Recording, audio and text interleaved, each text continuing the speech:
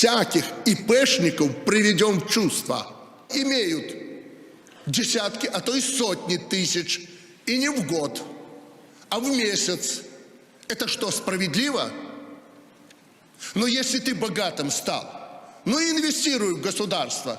В Турции собственность понастроил, здесь особняки никто так не живет, как он. Автомобили, дома, детей втянул в это, пооткрывал предприятия. Что вам еще надо? Я что, должен спокойно на это смотреть? Так вот я говорю, непопулярно, чтобы вы знали, мы вас будем вырезать каленым железом за подобные вещи. Не буду называть компанию, мы ее просто сейчас вырезаем. Поэтому, уважаемые бизнесмены, начинайте работать на государство.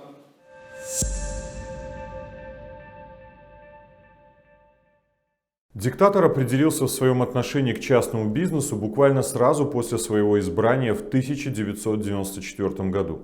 Чистки бизнеса, как крупного, так и малого, происходили на протяжении всего периода правления узурпатора.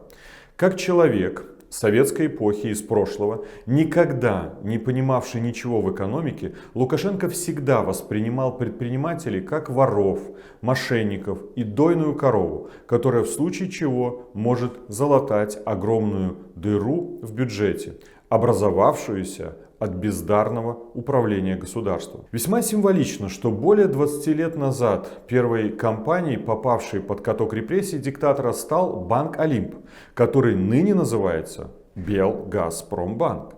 Этот банк входил в огромный холдинг под названием Пуше, который занимался торговлей автомобилями, софтом, страхованием, банковскими услугами, строительством коттеджного поселка под Минском, а также готовился к открытию завода «Шкода».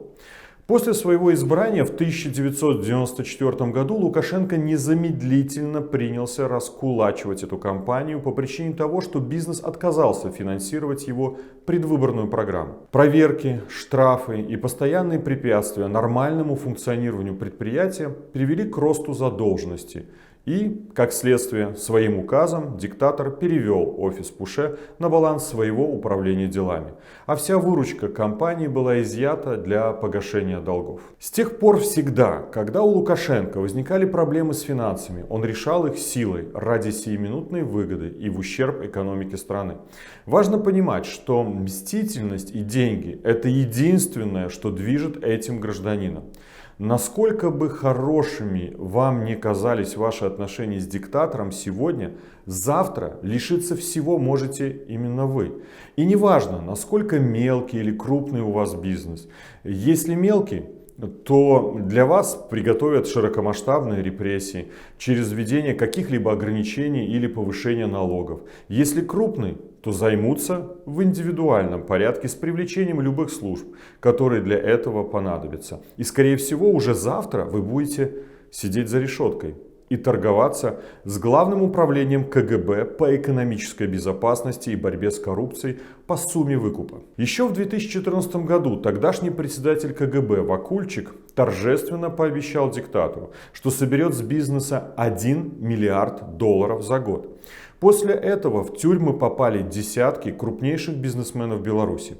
Их выпускали из тюрем решением диктатора спустя недели или месяцы торговли после перевода денег на расчетный счет КГБ Беларуси. Но Вакульчик не сдержал обещания и собрал порядка $300 миллионов из обещанного миллиарда. При такой власти, которую навязал белорусам Лукашенко, заниматься бизнесом у нас в стране сродни ежедневной игре в русскую рулетку. И сколько патронов в барабане решает именно диктатор. В нынешних условиях финансового голода режима, полного правового дефолта и развязанных рук карательных органов становится понятно, что уже начались и грядут самые большие чистки в истории Беларуси в сфере предпринимательства. Как системные, так и точечные. Предпосылки к этому мы наблюдаем уже сегодня. Зачистки в ходе предвыборной кампании в 2020 году, массовые штрафы, проверки, таможенные изъятия, готовящиеся на выведение в налоговое законодательство и репрессии против компаний ЮРКОС и 21 век. А тем временем уже 7-й год подряд в Беларуси исчезают предприятия. Только малых частных предприятий за этот период стало меньше на 14 500. С 1 января по 1 августа текущего года количество частных компаний в нашей стране снизилось на 3300. А ведь именно малый бизнес называют хребтом экономики, потому что именно из малых предприятий вырастали такие гиганты, как Microsoft или Alibaba. Малый бизнес может сокращаться по разным причинам. Существует лишь одна позитивная причина – это трансформация из малого в средний бизнес. В Беларуси же сокращение малого бизнеса произошло не из-за роста, а из-за закрытия и банкротства. Количество средних предприятий также сократилось. Средними предприятиями у нас в стране считаются предприятия с численностью сотрудников от 101 до 250 человек. И если на 1 августа 2015 года их было 2450, то к 1 августа этого года их осталось уже 2150, то есть почти на 300 средних предприятий меньше. Все это свидетельствует о том, бизнесы в Беларуси банкротятся и релоцируются в другие страны. И все это благодаря планомерной политике нелегитимного правительства по уничтожению частного бизнеса в нашей стране. Вспоминаю свои доверительные беседы с бывшими и нынешними министрами экономики и финансов, вице-премьерами, когда мы обсуждали вопросы экономических реформ, государственно-частного партнерства, приватизации, фондового рынка и другие подходы по необходимым преобразованиям в целях развития частного предпринимательства.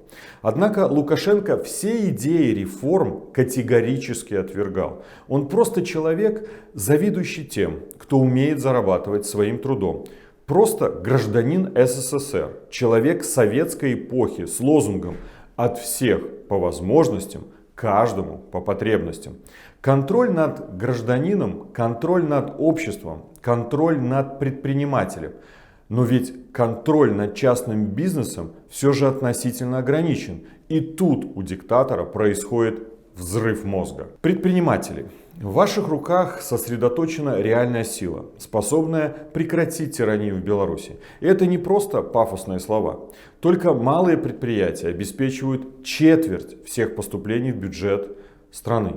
Вы те, кто может обескровить режим, перекрыв ему финансирование и оставив госучреждения диктатора без необходимых для функционирования товаров и услуг. Важно начинать думать на перспективу, а не обольщаться, что сегодня в обойме репрессий на вас не хватило тюремной камеры. Необходимо уже сегодня готовиться к забастовкам. Вопрос, нужно ли частному бизнесу бастовать или нет, на мой взгляд, не стоит. Нужно и жизненно необходимо.